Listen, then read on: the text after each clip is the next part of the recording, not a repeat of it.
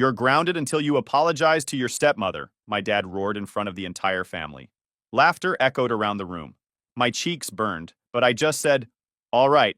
The next morning, he sneered, "Finally learned your place?" Then he saw my room empty, and the family attorney rushed in, shaking. "Sir, what have you done?" My dad grounded me at 28 years old in front of 47 people because I wouldn't hand over my company to his favorite son. The room went silent. My stepmom smirked. My stepbrother grinned like he'd already won. "All right," I said. That was it. Just 2 words. No begging, no arguments. The next morning, my dad walked past my empty bedroom and froze. Then his family attorney showed up at 7 a.m. looking like someone had died. "Kenneth, what the hell did you do?" the man practically shouted. Here's the thing about being grounded at 28. It's humiliating. It's degrading. It's the kind of power move that's designed to make you feel small, worthless, obedient. But my father had no idea he'd just lit the fuse on a bomb that would obliterate everything he'd spent 30 years building. And I was about to watch it all burn from the best seat in the house. My name is Riley Carter. I'm 28. And this is the story of how one night of family drama cost my father $47 million. His business, his reputation, and his golden boy's future. Because 72 hours after that humiliating spectacle, Kenneth stood in a ballroom full of Seattle's business elite and discovered that his overlooked daughter wasn't just some IT support girl playing with computers. I was the CTO and co-founder of a $75 million tech company, and I was the only person standing between him and the biggest contract of his life. The look on his face when he realized? That was just the appetizer. Let me back up and explain how we got here. For 3 years, I lived in Kenneth Carter's reconstructed family like a ghost. I wasn't quite his daughter anymore. More like a tenant he barely tolerated. The kind who pays rent but doesn't get a say in household decisions. The kind who shows up for family dinners, but gets talked over whenever they try to contribute to the conversation. My mom died when I was 16. Cancer. It was brutal and fast, and it destroyed my dad. For 2 years after, it was just the two of us trying to figure out how to exist in a house that felt too empty. We were rebuilding something. Not what we had before, but something that could work. Then Kenneth met Diane at a charity gala when I was 19 and away at Stanford. She was recently divorced with a teenage son named Tyler. Within 6 months, they were married. Within a year, I came home to find my childhood bedroom had been converted into Diane's home office because Tyler needed the bigger room for his gaming setup. Nobody asked me. Nobody even mentioned it until I showed up for Thanksgiving break. But I adjusted. I told myself it was fine. Families blend, people move on. My dad deserved happiness after everything he'd been through. Except the blending only went one direction. Every month, I transferred $8,500 into the household account. That covered roughly 70% of all their expenses, though nobody ever acknowledged it. When I tried to bring it up once, Diane said, "Well, you live here too, sweetie. It's only fair you contribute." Contribute! Like I was chipping in for pizza, not bankrolling their entire lifestyle. The master bathroom renovation Diane wanted? That was $40,000 of my money. She picked out Italian marble and a Japanese soaking tub, then complained it took too long to install. The backyard pool maintenance? Also mine, even though I never used it because Tyler and his friends had basically claimed it as their territory. Tyler's brand new BMW for his 26th birthday? You already know. Kenneth made a big show of handing him the keys at a family dinner, going on about rewarding hard work and responsibility. Tyler had been working at Kenneth's construction firm for 8 months. He was chronically late, regularly hungover, and had already been written up twice for inappropriate behavior with female staff. But sure, hard work. I drove a 6-year-old Honda Civic. When I graduated from Stanford with my master's degree, Kenneth took everyone out to dinner. At the restaurant, he spent 20 minutes talking about Tyler's potential, how proud he was that his son was finally taking initiative in life, how he saw real leadership qualities emerging. Tyler was 23 and working part-time at a gym. I'd just finished a thesis on predictive algorithms for building automation that 3 different companies had tried to recruit me over. My advisor told me it was some of the most innovative work he'd seen in a decade. Kenneth mentioned my graduation for maybe 45 seconds before moving back to Tyler's promising future. When my dad's business associates came over for dinner, Kenneth would wave his hand dismissively and say, "Riley does some computer work for the company." Like I was fixing printers or resetting passwords. Like I was the person people called when they forgot their email login. One time, a potential investor asked me directly what I did. Before I could answer, Kenneth jumped in with, "Oh, she keeps our systems running. Makes sure the Wi-Fi works, that kind of thing." He laughed. Everyone else laughed. I smiled politely and excused myself to the bathroom, where I checked my phone and saw an email from a Fortune 500 company requesting a consultation on their new headquarters project. Fee: $50,000 for 2 weeks of work. I didn't tell Kenneth about that project, or the dozen others like it. The truth is, I didn't do computer work. Not the way they imagined. I had single-handedly dragged his construction firm out of near bankruptcy by rebuilding their entire digital infrastructure from the ground up. When I graduated from Stanford, Kenneth's company was still using paper filing systems and spreadsheets from 2003. Their bidding process was a disaster. They'd lost 3 major contracts in 6 months because they couldn't submit competitive digital proposals. I spent 8 months rewriting everything, built them a custom project management system, created automated bidding software that could generate technical specifications in hours instead of weeks, implemented real-time cost tracking that saved them hundreds of thousands in budget overruns. That $1.8 million government contract they won 18 months ago? I wrote every technical specification for the proposal, all 247 pages. I stayed up 72 hours straight to meet the submission deadline because Tyler had been assigned to handle it and vanished for a long weekend in Vegas. When the client called with questions, I was the one on the phone explaining the technical requirements. I was the one who debugged the bidding platform at 4 a.m. when their system crashed 2 hours before the final submission was due. At the celebration dinner after they won the contract, Kenneth raised his champagne glass and spent 10 minutes praising Tyler's vision and leadership. How Tyler had shown such maturity and strategic thinking. How this contract proved Kenneth had been right to invest in his son's future. Tyler, who'd contributed exactly nothing except showing up to meetings late and nodding along without understanding a single technical detail. I sat there eating overpriced salmon that I'd technically paid for, thinking about how I'd just made them all wealthy, and none of them even knew my job title. The worst part wasn't even the lack of credit. It was the active dismissal. When Tyler inevitably screwed something up, which happened roughly twice a week, I'd fix it. Quietly, efficiently, without making a scene. Because that's what you do when you're trying to be a good family member, right? You support each other. You cover for each other. Except the support only flowed one direction. Anytime I needed something, even something small, it was inconvenient. When I asked Kenneth if he could write me a recommendation for a professional certification, he said he was too busy, and maybe Tyler could do it instead. Tyler, who had no idea what I actually did. When I suggested updating the company's cybersecurity protocols because we were vulnerable to ransomware attacks, Kenneth told me I was being paranoid and that we couldn't afford to spend money on theoretical problems. 3 months later, a competitor got hit with a ransomware attack that cost them $2 million and nearly destroyed their business. Kenneth never mentioned my warning. Diane had perfected this skill of making me invisible while somehow making it seem concerned and maternal. When guests asked about me at parties, she'd say, "Oh, Riley's around here somewhere," with a little laugh, like I was a family pet they'd misplaced. Then she'd add, "She's so quiet. You'd hardly know she lives here." Not like Tyler, who's such a natural presence, such a leader.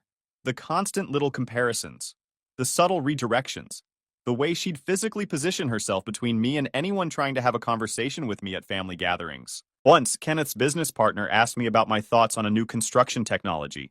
Before I could answer, Diane jumped in with, "Oh, Riley wouldn't know about that. She's more of a behind-the-scenes person. But Tyler was just reading about that, weren't you, honey?" Tyler hadn't read anything. He was scrolling through Instagram. But suddenly the whole conversation pivoted to him. The credit stealing was almost artful in its subtlety. When I'd successfully debugged a major system problem that saved Kenneth's company $200,000, Diane mentioned it at dinner as how wonderful it was that Tyler's team had resolved that issue so quickly. I corrected her once, said it was actually my work, not Tyler's team. She smiled sweetly and said, "Well, I'm sure you helped, dear, but it's so important to let Tyler get the recognition he deserves. He's at such a critical point in his career development."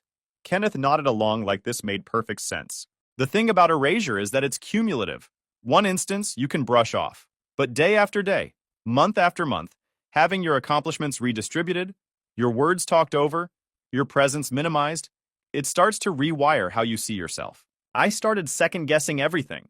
When I'd suggest something at work, I'd immediately wonder if I sounded stupid. When I'd completed a difficult project, I'd downplay it before anyone else could.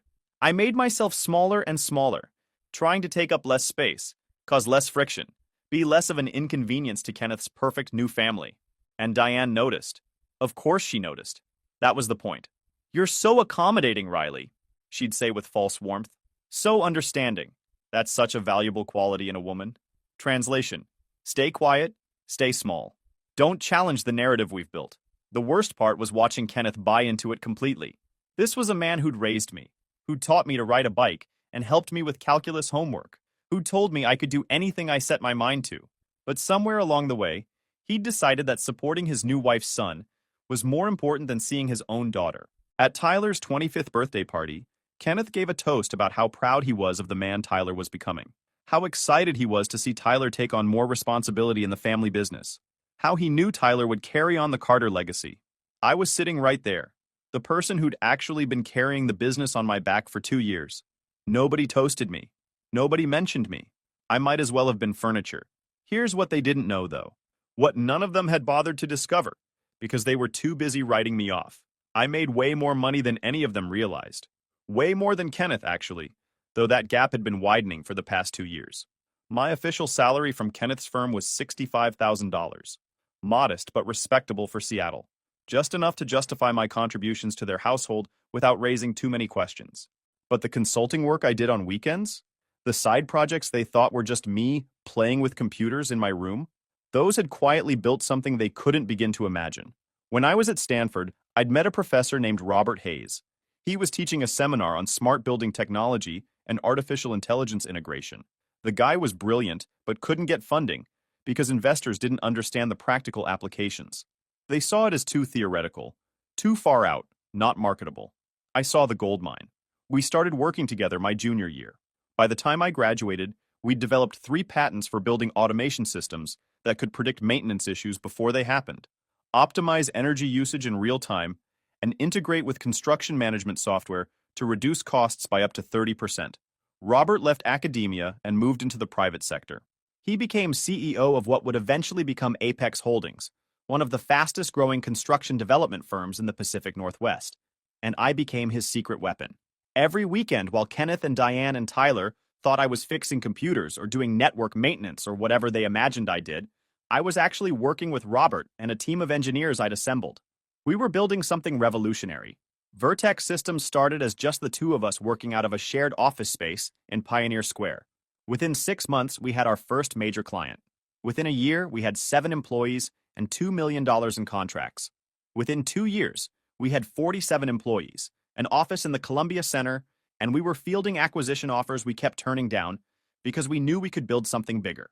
The company specialized in smart building technology, automated systems for construction sites that could monitor everything from concrete temperature to equipment maintenance schedules, real-time monitoring systems that could predict structural issues before they became catastrophic, energy optimization algorithms that could reduce operating costs by hundreds of thousands annually for large commercial buildings.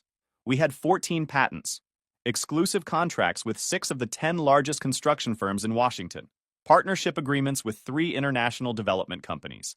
I had a reserved parking spot in the financial district, an office with my name on the door, and floor-to-ceiling windows that overlooked Elliott Bay. On clear days, I could see the Olympic Mountains from my desk. My assistant sat in the outer office and managed my schedule. My team of 47 people worked 3 floors below me, and every single one of them knew exactly who I was and what I'd built. Robert Hayes, CEO of Apex Holdings, had my direct number. We talked 3 times a week. He flew me to conferences in San Francisco and New York. He introduced me to executives and investors as one of the brightest minds in construction technology he'd ever worked with. Kenneth thought Robert was that guy from Riley's old job who calls sometimes. Every morning, I'd leave the house in business casual clothes, deliberately downplaying how I dressed so I wouldn't raise questions. Diane once commented that I should dress more professionally if I wanted people to take me seriously, apparently unaware that I regularly sat across from people who managed billion-dollar real estate portfolios. I'd drive my 6-year-old Honda Civic to the Columbia Center, park in my reserved spot, take the elevator to the 22nd floor, and step into an office where my title read Riley Carter, Chief Technology Officer and co-founder. Then I'd spend 8 hours managing multi-million-dollar contracts, reviewing patent applications, consulting with engineering teams, and negotiating deals that would make Kenneth's biggest contracts look like rounding errors. At 5 p.m., I'd drive back to Kenneth's house, change into comfortable clothes, and sit through dinner where Diane would ask how my little tech job was going, and Kenneth would nod absent-mindedly while Tyler talked about whatever minor task he'd managed to not completely screw up that day. Nobody asked where exactly I worked. Nobody questioned why I had business cards I never left lying around. Nobody wondered why I sometimes took calls in my car before coming inside because the people on the other end were discussing deals worth tens of millions of dollars. They didn't ask because they didn't care. I was the quiet daughter who helped with computers.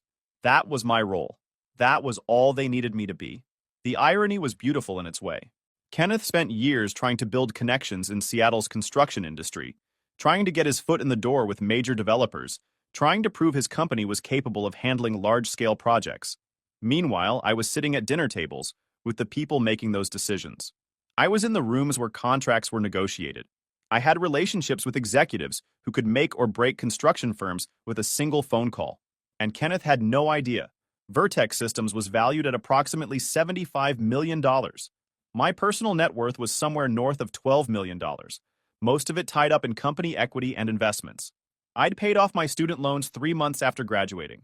I had a retirement account that was already better funded than most people's after 30 years of work. I owned a small rental property in Fremont that generated passive income. And I was still transferring $8,500 a month to Kenneth's household account because it was easier than explaining where my money actually came from. My lawyer, Jessica Ross, had been telling me for 2 years that I needed to establish firmer boundaries, that I needed to move out, stop bankrolling their lifestyle, maybe even tell Kenneth the truth about what I'd built. I kept putting it off, telling myself that family was complicated, that Kenneth had been through a lot with Mom's death, that maybe if I just kept being the good daughter, eventually he'd see me. Looking back, I realized I was scared. Not of Kenneth's reaction to the truth, but of what the truth would prove. That he'd had a successful, accomplished daughter right in front of him this whole time, and he'd chosen not to see her because it didn't fit the family narrative he wanted. Sometimes we avoid truths, because we know once they're out, we can't go back to pretending.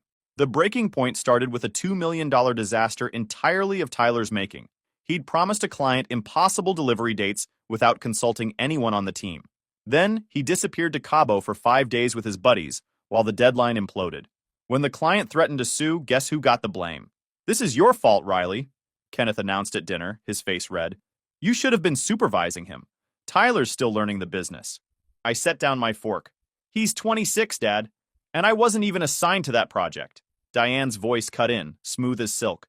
"Don't make excuses, sweetie. Family supports family. Tyler was counting on you to have his back."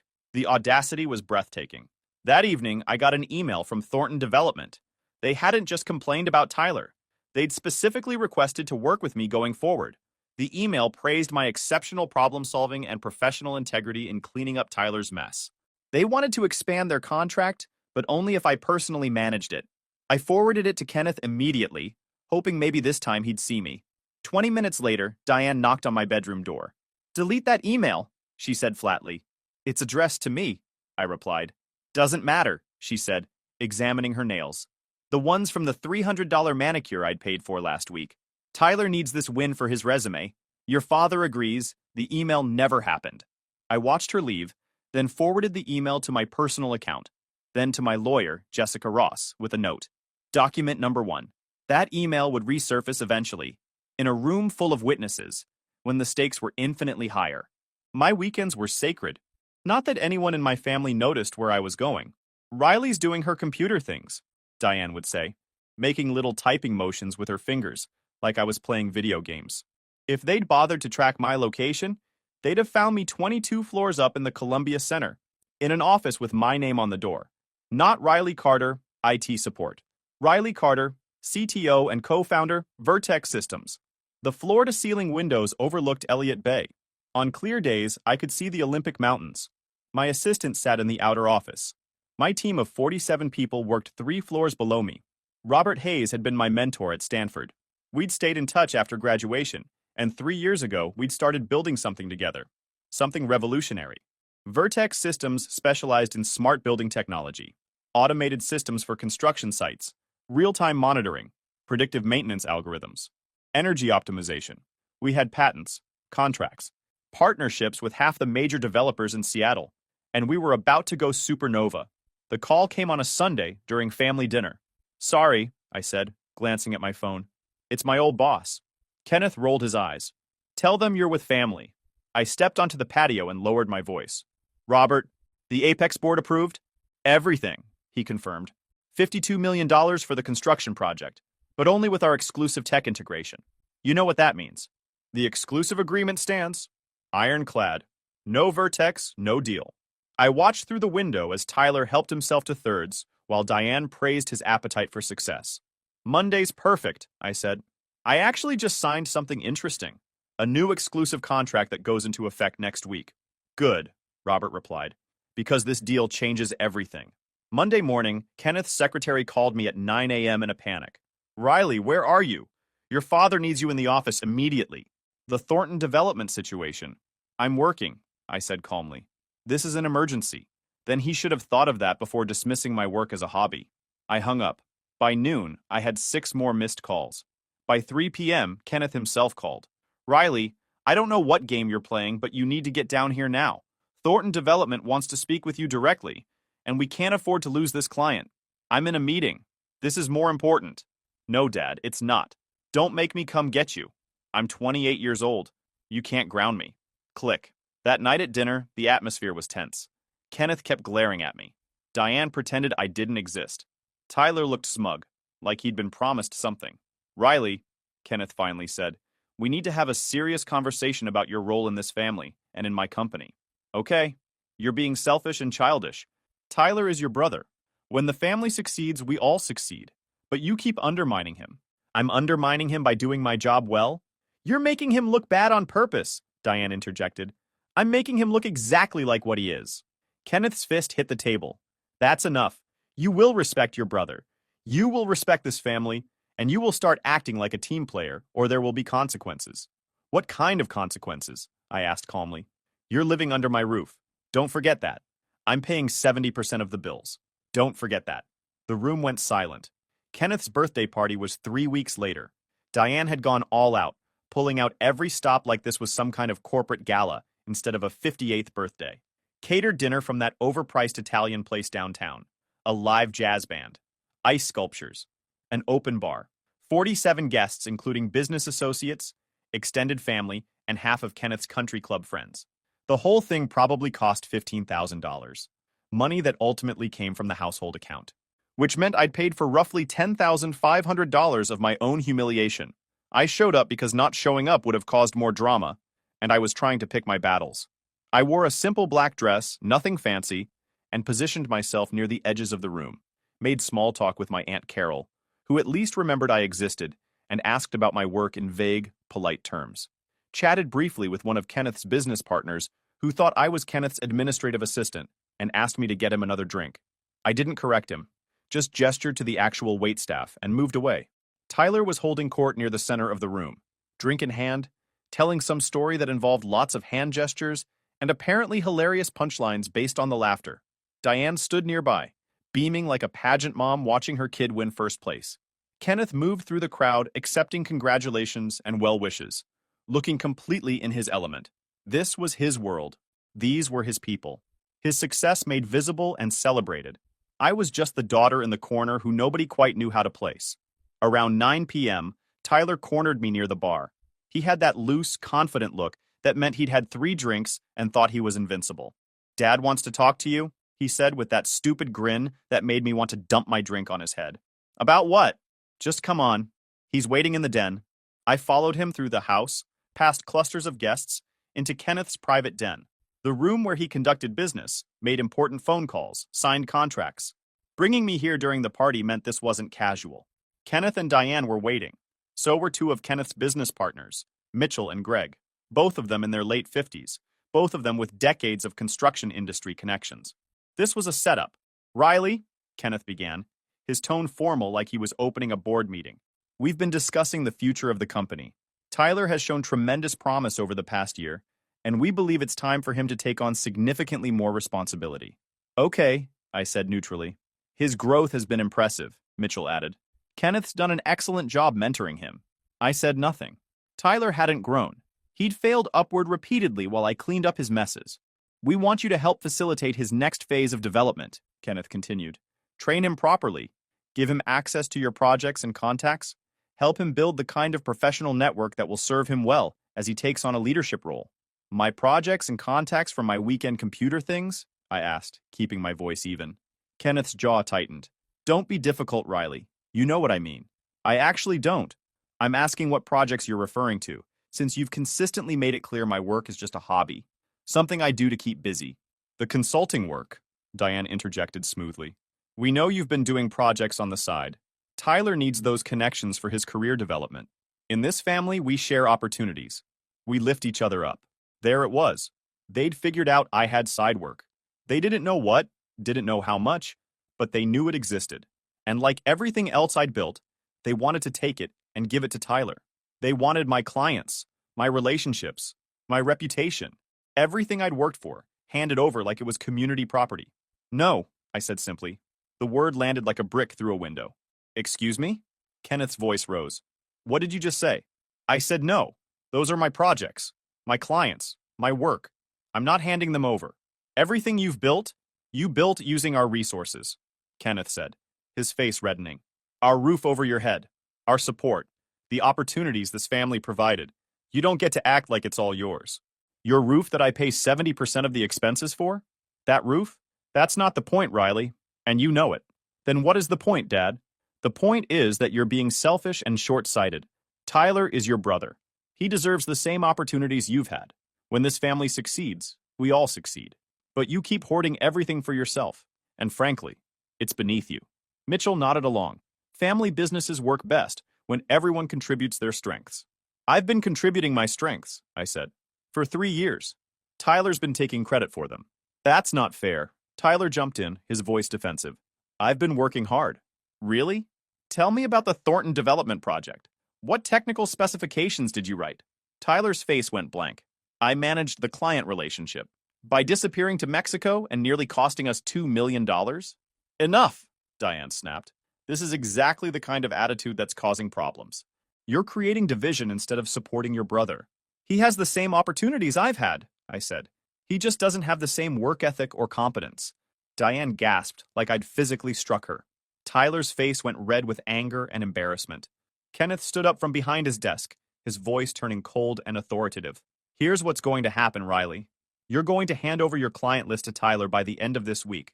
You're going to introduce him to your contacts personally. You're going to teach him everything he needs to know to manage those relationships. And you're going to start acting like a member of this family. Or you can find somewhere else to live. Is that your final word? I asked. It is. Then I'll be out by tomorrow. I turned to leave, but Kenneth's voice stopped me. Not so fast. I looked back. Your attitude tonight has been disrespectful and embarrassing, he said, his voice carrying the kind of authority he used with employees he was about to fire. You've been openly hostile to your stepmother, dismissive of your brother, and insubordinate to me. In front of my business associates. During my birthday celebration, I looked at Diane, who was watching me with that calculating expression, like she was mentally tallying up every slight she could claim. For what? I asked. For your behavior tonight. For making Diane uncomfortable in her own home. For creating a hostile environment during what should have been a joyous family occasion. I'm not apologizing for having boundaries. Then you're grounded until you do. The words hung in the air like a grenade with the pin pulled. Mitchell and Greg exchanged uncomfortable glances. Through the doorway, I could see other guests starting to notice that something was happening. The voices in the den rising above the ambient party noise. You're grounding me? I asked slowly, making sure I'd heard correctly. Until you learn respect and how to properly behave as part of this family. Yes, I could have argued. Could have pointed out the absurdity. Could have explained right there, in front of Mitchell and Greg, exactly who I was and what I'd built, and how utterly foolish Kenneth was being. Instead, I smiled. I could have argued. Could have explained everything right there. Could have told him about Vertex Systems, about my actual net worth, about the fact that I was 3 days away from the biggest deal of my life. Instead, I smiled. All right. I walked out of the den, grabbed my coat from the front closet, walked past 47 confused guests without explaining anything, and left. The next morning, Kenneth came to check on me. To gloat, probably. To make sure his punishment had landed. He found my room empty. Closet cleared. Desk cleaned out. Even the furniture I'd bought myself was gone.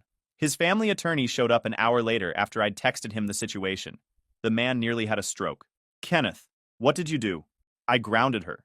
She was being disrespectful. You do realize she's been paying most of your household expenses for 3 years? That was her contribution to the family. That was 70% of your lifestyle. Where do you think that money came from? Kenneth blinked. Her job. Which job? The one at your company where you pay her $65,000 a year? That doesn't cover $8,500 a month in household contributions, plus her own expenses. The color started draining from Kenneth's face. What are you saying? I'm saying you might want to find out exactly what your daughter does for a living before you push her any further. But it was too late. 3 days later, Kenneth had the most important contract signing of his life. Apex Holdings was awarding a $52 million construction contract for their new Pacific Northwest headquarters. It was the kind of deal that would cement Kenneth's company as a major player. The signing was at the Fairmont Olympic Hotel. 200 VIP guests. Media coverage. The works.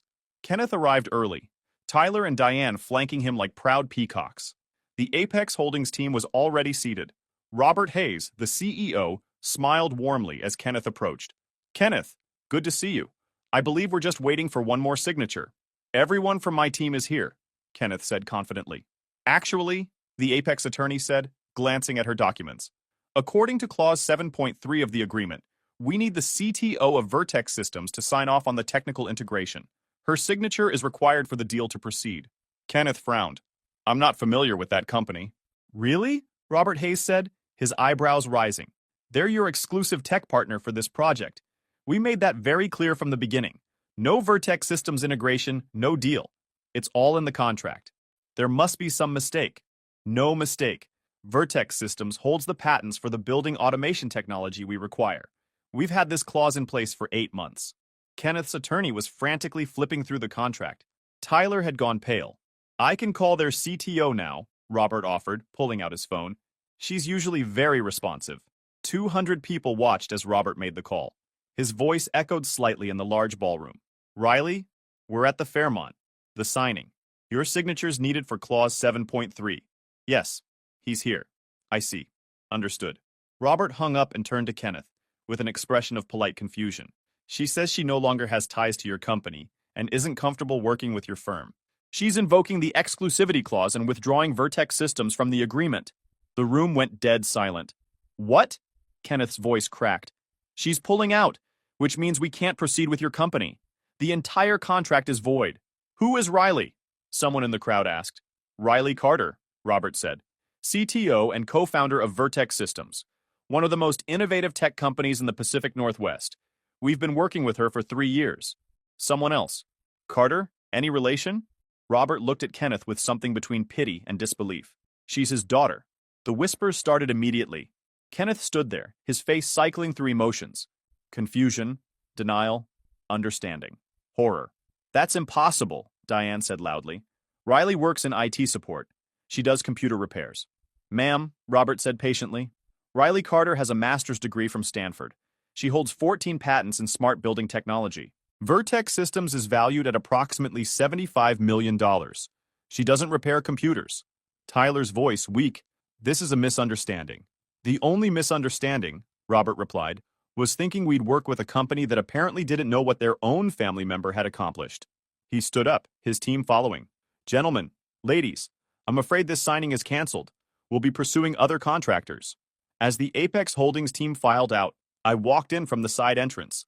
I'd been waiting in the hallway, timing it perfectly. I walked past Kenneth without a word, showed my Vertex Systems ID badge to security, and headed straight to Robert. Sorry I'm late, I said clearly, my voice carrying. Had to finish some paperwork at the office. We're still on for the Pacific Tower project tomorrow? Absolutely, Robert confirmed. Different contractor, of course, but your tech integration is the star of the show either way. I finally looked at Kenneth. His face had gone gray. Tyler looked like he might be sick. Diane's expression was pure shock.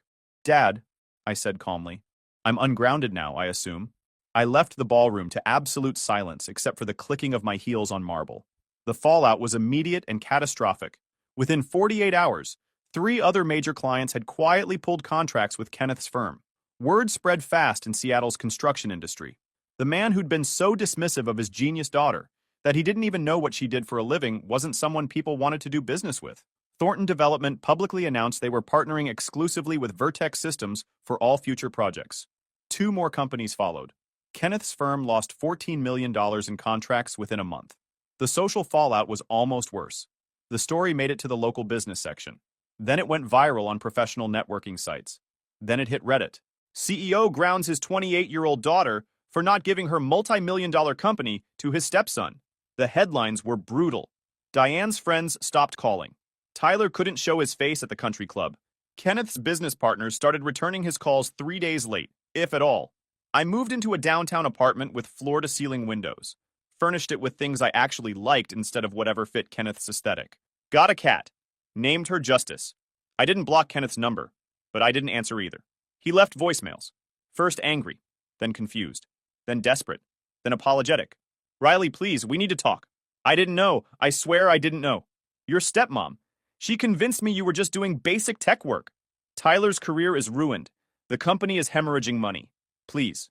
I deleted them all without listening to the end. 6 weeks after the failed signing, Jessica Ross, my attorney, called. Kenneth's filed for bankruptcy. The company's done.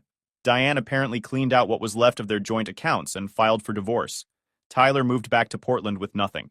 Good, I said. There's more. Kenneth wants to meet with you. He's asking for a chance to explain. No. Riley, he's lost everything. He lost what he deserved to lose.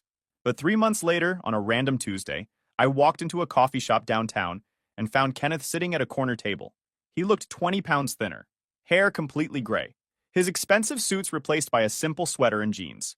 Hello, Riley. I studied him for a moment, then sat down across from him. You have 10 minutes. I have a board meeting at 3. You look well. I am well. The Forbes article, he said, his voice breaking. I read it 3 times. You're running a $3 billion company now. We had a good quarter. I'm an idiot, he said. I had a brilliant daughter right in front of me, and I was too blinded by Diane's manipulation and my own ego to see it. Diane didn't make you call my work a hobby, Dad. That was you. He nodded, accepting it. You're right. I wanted so badly to build the perfect new family that I destroyed the one I had. How's that working out? Diane took half of what was left. Tyler won't return my calls. The house is in foreclosure. The house you paid 70% of. Your 10 minutes are up. Kenneth started to stand, then stopped. Could we try again? Not as business partners, just as father and daughter. I closed my laptop, giving him my full attention. Under certain conditions, I said carefully. Anything. First, therapy. You need to understand why you erase me so easily. I've started already. Dr. Ramirez? Twice a week. That surprised me. Second, no business together. Ever. You don't get to profit from my success after dismissing it. Understood. Third, you acknowledge what happened publicly. No rewriting history. You grounded your 28-year-old daughter for not giving away $75 million in assets you didn't know she owned. He flinched but nodded. Fourth, respect is non-negotiable. One comment about me being dramatic, one suggestion I'm overreacting, one guilt trip about family loyalty, and we're done. Permanently. I accept all of it. Fifth, this isn't a reunion, it's a possibility. We start with coffee once a month. Public places. You earn trust back slowly, if at all. Coffee once a month, he repeated. I can do that. I stood gathering my things. Next month, first Tuesday, same place, don't be late. Riley, he called as I reached the door. Vertex Systems, it's extraordinary. You're extraordinary. I know, I replied. I always was. You just finally noticed. Looking back now, being grounded at 28 was the greatest gift my father ever gave me, though not in the way he intended. If you enjoyed this video, please hit that subscribe button. It really helps the channel and help us bring you more and better stories. Thanks.